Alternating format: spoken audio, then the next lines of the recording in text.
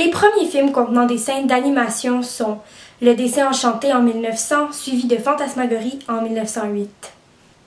En 1923, la compagnie Lofograms fait faillite et son propriétaire Walt Disney ouvre son propre studio à LA.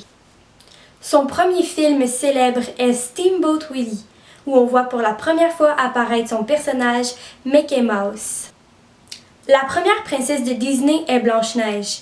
Son film est considéré comme le premier film d'animation, puisqu'il est le premier long-métrage qui consiste seulement de dessins faits à la main. Comparons maintenant la version originale de Cendrillon écrite par les frères Grimm et celle transformée par Walt Disney.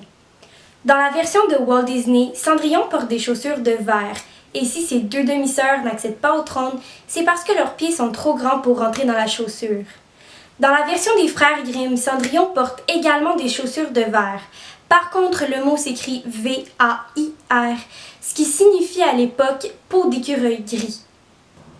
Pour le cas des demi-sœurs, l'une d'entre elles, voyant que son pied n'entrait pas dans la chaussure, décide de se couper les orteils et le talon. C'est alors sa douleur et le sang qui s'échappe de sa chaussure qui la trahissent.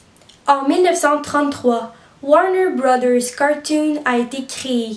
Ils ont été positivement critiqués, disant que la liberté qu'ils laissaient à leurs employés créait des œuvres différentes et originales à comparer à celles de Walt Disney. Avec l'apparition de la télévision en couleur sur le marché américain en 1951, c'est en 1958 que la première télésérie d'animation fait son apparition. C'est Hanna-Barbera qui lancera Huckleberry Hound, suivi dans la même année de Tom Terrific de Terry Toon. Bien évidemment, ce sont les Flintstones qui nous resteront le plus en mémoire, également de Hanna-Barbera, sorti en 1960. Pour parler du volet plus technique, l'animation est divisée en deux catégories.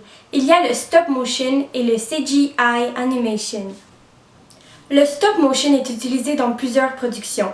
Le style le plus commun est l'usage de petites figurines d'argile. Tel est le cas dans L'Affreux Noël de Monsieur Jack ainsi que dans Sean le Mouton. Le CGI animation est l'animation telle qu'on la connaît aujourd'hui. Elle consiste à prendre l'animation traditionnelle avec toute sa rigueur et la transposer dans un système informatique. Le premier film étant réalisé entièrement à l'aide de cette technique est Toy Story de Pixar. La principale différence entre l'animation traditionnelle et le CGI est que cette technique permet de projeter les dessins en 3D. C'est avec la technique CGI que les films comme Avatar ont vu le jour. Vous pouvez d'ailleurs voir l'évolution de cette technologie à l'aide du nouveau film de Disney, The Jungle Book, révolutionné avec cette technique. Il est présentement temps de vous présenter l'entrevue que j'ai entretenue avec un personnage célèbre du film Winnie the Pooh.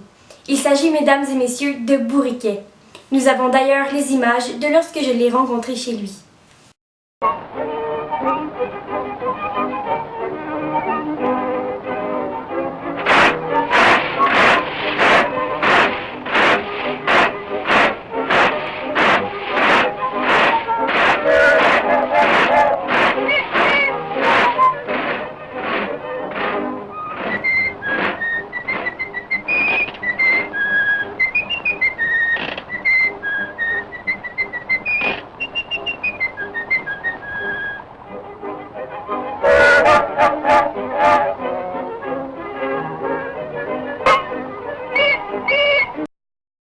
Merci énormément, Bourriquet, de nous accorder cette entrevue.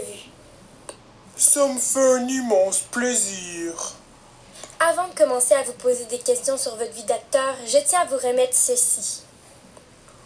Oh, ma queue, elle s'était encore détachée. Je vous remercie. Je vois que vous avez utilisé le mot « encore ». C'est une chose qui vous arrive souvent? Heureusement non, ce n'est qu'un running gag que le réalisateur du film a commencé. Eh bien, comme cela plaît bien aux enfants, nous avons continué de le faire lors du film. Effectivement, c'est un aspect assez rigolo qui vous rend très attachant. Mais dites-moi, Bourriquet, qu'est-ce que ça fait de jouer avec le grand Winnie the Pooh? Écoutez, cela fait un très long moment que je passe mes journées à répéter avec Winnie et le cast du film. Ils sont rendus une deuxième famille pour moi. C'est très agréable de passer du temps avec eux. C'est agréable de voir le lien qui vous unit tous. Mais dites-moi, Bourriquet, le sujet de notre documentaire est l'évolution de l'animation. Est-ce que cette évolution a changé quelque chose dans votre carrière d'acteur? Oh oui, la nouvelle technologie a fait un grand changement dans ma vie d'acteur, mais cela est pour le mieux. Je me rappelle de mon jeune temps lorsque je n'étais qu'un dessin et maintenant on peut me voir en chair et en os. C'est toute une différence. Je suis choyée de savoir tout ce que ça vous a apporté. Malheureusement, je dois terminer l'entrevue maintenant. C'était tout le temps que nous avions. Merci énormément, Bourriquet. Ça a été une joie pour moi de vous rencontrer. Oh, mais tout le plaisir est pour moi. Merci et à la prochaine. C'est ce qui conclut notre capsule documentaire sur l'évolution de l'animation. Nous espérons vous en avoir appris davantage sur le sujet. Mais n'oubliez pas, il reste encore une tonne d'informations à apprendre sur le cinéma. L'animation n'en est qu'une facette.